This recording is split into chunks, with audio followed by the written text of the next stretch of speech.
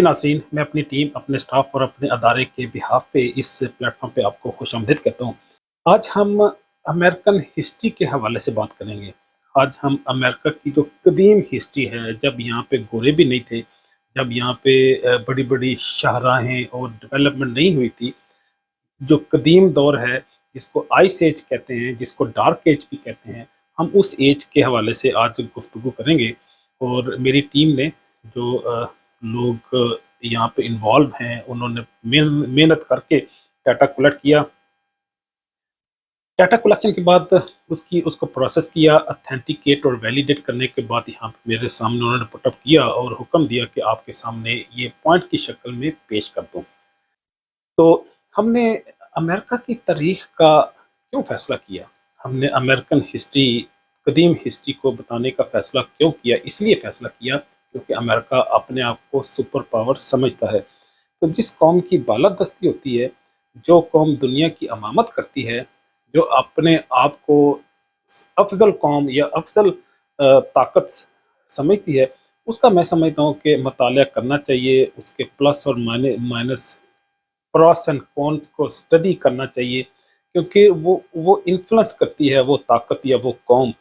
वो चाहे political influence हो, चाहे वो रिलीजियस हो, चाहे वो फिनेंशियल हो, वो किसी भी शक्ल का इन्फ्लुएंस हो, वो इम्पैक्ट करती है, वो ड्राइव करती है लोगों को, वो इंसानियत को अपने पीछे चलाने की कोशिश करते हैं। तो इसलिए हमने फैसला किया कि हम अमेरिकन हिस्ट्री का मताला करेंगे।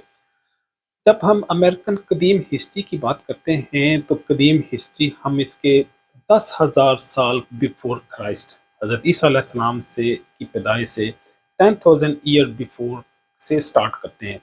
अगरचे मैं और मेरा स्टाफ कई सारी इन्फॉर्मेशन से हम इत्तेफाक नहीं करते, हम इनको नहीं मानते, लेकिन हम इसकी इंजीनियरिंग बाद में करेंगे। इस पे क्रिटिक्स हम बाद में करेंगे, लेकिन अभी सिर्फ आपके सामने इन तहज़ीबों के नाम और इनकी हल्की-फुल्की डिटेल आपके सामने पेश करना मकसूद है। इनकी जो सबसे पुरानी तहज़ीब है, जो ओल्ड सिविलाइजेशन है, वो क्लोविस है। क्लोविस कहाँ पे बरामद हुई, कहाँ पे नमूदार हुई, ये न्यू मेक्सिको के एरिया में डिस्कवर हुई। इस तरह पाकिस्तान में हम देखते हैं मोहनजोदड़ो और हड़प्पा को, क्योंकि हम उनके लोकेशन के एतबार से इनको नाम दिया हुआ है। तो इसी तरह से जो अमेरिकन सिविलाइजेशन, जो ओल्ड, जो कदीम आइस एज की सिविलाइजेशन है, उनको भी उनकी लोकेशन के एतबार से, या जो चीज़ें वहाँ पे हमने डिस्कवर की, डिस्कवर करने के बाद अगर उनका कोई पर्टिकुलर लाइफ़स्टाइल है, उस लाइफ़स्टाइल के एतबार से हमने उनको नाम दे दिया। मैंने नहीं दिया, ये जो साइंटिस्ट हैं, जो रिसर्चर हैं, आर्कियोलॉजिस्ट हैं, एंथ्रोपोलॉजिस्ट हैं, उन्होंने इन तहज़ीबों को ये नाम दे दिए। तो अगर हम क्लोविस का नाम दिया है, तो इसकी कोई ना कोई रीज़न होनी चाहिए। हाँ, वहाँ पे एक माउंटेन है, कहाँ पे है? न्यू न्यू मेक्सिको में। न्यू मेक्सिको साउथ साइड पे एरिया है, इसके राउंड अबाउट भी काफ़ी सारी और स्टेट्स हैं, ओरलैंडो है, अ मिसिसिपी है, ओक्लाहोमा है, कैलिफ़ोर्निया है, ये सारे इलाके में क्लोविस कौम पाई जाती थी। और ये कौम जो थी, ये क्योंकि कदीम कौम है, ये कहाँ से आई थी? साइबेरिया से। साइबेरिया रशिया में, अलास्का को क्रॉस करते हुए, कनाडा से गुजरते हुए, अल्बर्टा, सस्केचुआन, ब्रिटिश कोलंबिया, यहाँ से होते हुए ये डाउन साउथ की तरफ आगे, साउथ साउथ की तरफ इसलिए आगे क्योंकि यहाँ पे वेदर ज़्यादा फ्रेंडली था और यहाँ पे आके वो परमानेंटली मुस्तकिल आबाद हो गए। गारों में रहते थे, इनकी जो फूड था, जो यूज़ करते थे, उस दौर के बड़े-बड़े एनिमल वो यूज़ करते थे, वो चाहे बाइसन हो, मैमथ है, फिर रेप्टाइल में से स्नेक्स वो यूज़ करते थे अपने खाने-पीने के एतबार से। इनकी जो तारीख है वो अप्रॉक्सिमेटली 10,000 ईयर बिफोर क्राइस्ट है, बीसी। दूसरी तहज़ीब इनकी सेंडिया है, सेंडिया के नाम से हम इसको याद करते हैं। ये सेंडिया क्यों हम कहते हैं? ये भी न्यू मेक्सिको में एक माउंटेन है, एक और लोकेशन है। उसी माउंटेन के एतबार से हमने इसको नाम दे दिया, क्योंकि इनकी जो हमें निशानात मिले, इनके जो रेमिनेंट्स मिले, इनके कदीम, चाहे वो टूल की शक्ल में हो, वो चाहे इनके रहन-सहन के एतबार से हों, चाहे इनके पत्थरों पे लिखे हुए कुछ ऐसी कुतबें हों, वो हमें वहाँ से मिले, तो इसीलिए हमने इनको सेंडिया का नाम दे दिया उस माउंटेन के हिसाब से। इनकी भी जो प्रिवलेंस है, ये पॉपुलेशन है, वो ज़्यादा न्यू मेक्सिको में, कोलोराडो, एरिज़ोना, मिसिसिपी, ओक्लाहोमा और कैलिफ़ोर्निया, इन इलाकों में इनकी पॉपुलेशन के निशानात हमें मिलते हैं। तीसरी तहज़ीब फ़ॉल्सम है, फ़ॉल्सम सिविलाइज़ेशन है। ये भी एक और माउंटेन का नाम है और ये 7,000 ईयर्स बिफोर क्राइस्ट की तहज़ीब है।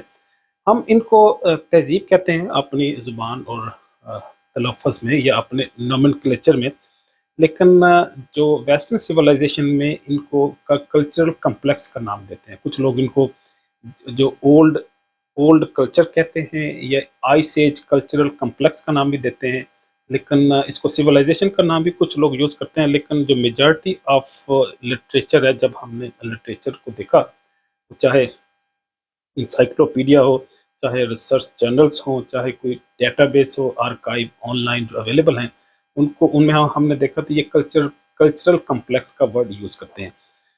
ये जो फॉल्सम सिविलाइजेशन थी, ये पत्ते की तरह का एक टूल था जिसको अपने हंटिंग पर्पस के लिए यूज़ करते थे और ये एनिमल हंटिंग करके अपनी फूड के जो रिक्वायरमेंट थी उनको पूरा करते थे। तो चौथी तहजीब है वो प्लानो है। प्लानो कल्चरल कम्प्लेक्स है। 6000 ईयर्स बिफोर क्राइस्ट इनकी सिविलाइजेशन है। इनको प्लानो हम इसलिए कहते हैं क्योंकि ये प्लेन एरिया में रहते थे और कनाडा के अंदर बड़ा वसी एक प्रेरी लैंड है। उसमें अल्बर्टा, सस्कैचुआन और मैनीटोबा, ये 3 प्रोविंस हैं जिनको प्रेरी लैंड कहते हैं और ये सिविलाइजेशन भी यहाँ से इवॉल्व हुई, यहाँ से इमर्ज हुई।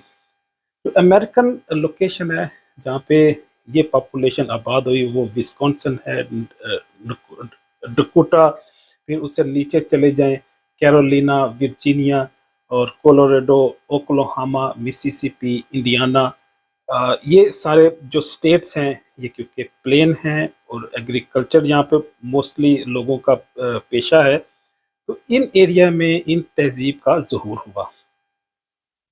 ये इनकी एक और फीचर थी इस तहजीब की, इन प्लानों की, कि ये जो एनिमल्स थे उनको फोर्सफुली स्टैम्पीड की शक्ल में हंट करते थे और इनको जो टेक्निकल वर्ड यूज़ करते थे वो हंटर गैदर कम्युनिटी के नाम से भी हम इनको याद करते हैं। अगर हम लिटरेचर पर देखें तो इनको हंटर गैदर कम्युनिटी के नाम भी हम देते हैं।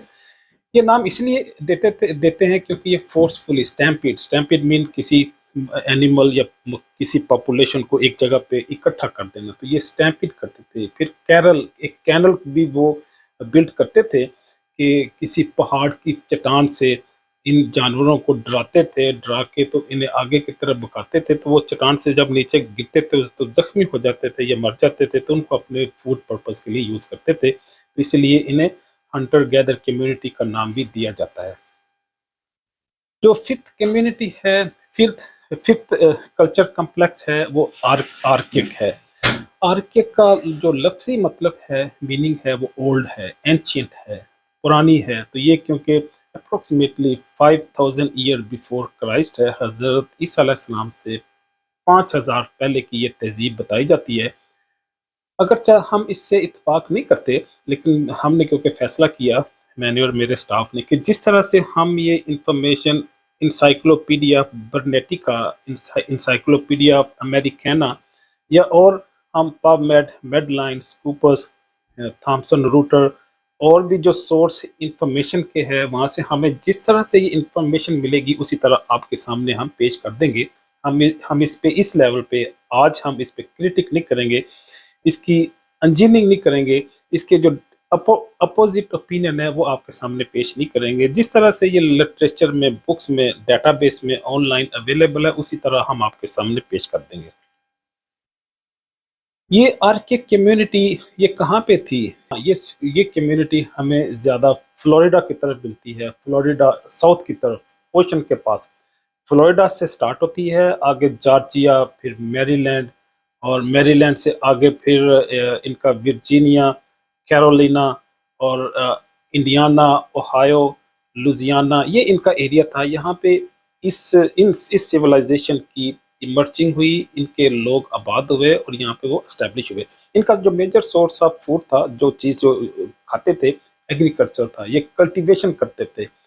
جو اس سے پہلے کی تہذیب تھی وہ چاہے فولسم ہو کلووس ہو وہ کارنیوور تھے، اگرچہ انسان جو ہم لوگ ہیں ہم اومنیورا ہیں، ہم ویجیٹیبل بھی یوز کرتے ہیں اور گوشت بھی یوز کرتے ہیں، لیکن کچھ ایسے لوگ ہیں جو گوشت کو پریفر کرتے ہیں اور کچھ ایسے لوگ ہیں جو ویجیٹیبل کو پریفر کرتے ہیں، اگرچہ میں نے انسان جو ہے وہ کیونکہ اومنیورا ہے، ادروائز کئی سارے ایسی سپیشیز ہیں کہ جو صرف ہربی وورا ہیں، وہ ویجیٹیبل فروٹس ہی یوز کرتے ہیں، کچھ ایسے جاندار ہیں جو کارنیوورا ہیں، کارنیوور مین وہ صرف گوشت یوز کرتے ہیں۔ میں زیادہ ٹیکنیکل چیزیں یہاں پہ نہیں ڈسکرائب کرتا، لیکن انسانوں میں، لوگوں میں، نسلوں میں، خاندانوں میں بھی کچھ ترجیحات ہوتی ہیں اپنے فوڈ کے اعتبار سے۔ تو یہاں پہ بھی جو آرکک کمیونٹی، آرکک سویلائزیشن تھی یا کلچرل کمپلیکس تھا، ان کی پریفرنس تھی کہ وہ کلٹیویٹ کرتے تھے، وہ کراپ اگاتے تھے،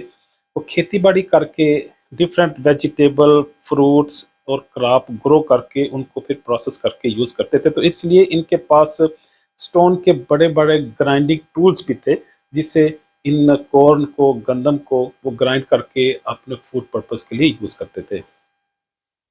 جو چھٹی تہذیب ہے وہ ہوپ ویل سویلائزیشن ہے۔ ہوپ ویل ہم نے اس لیے ان کو نام دیا کیونکہ وہاں پہ انڈیانا میں اوہایو میں ایک بہت بڑا ہوپ ویل فارم ہے۔ اسی فارم کی حدود میں کچھ ایسی ہمیں نشانات ملے کہ جو ایک پرانی سویلائزیشن اور تہذیب کو نمایاں کرتے تھے۔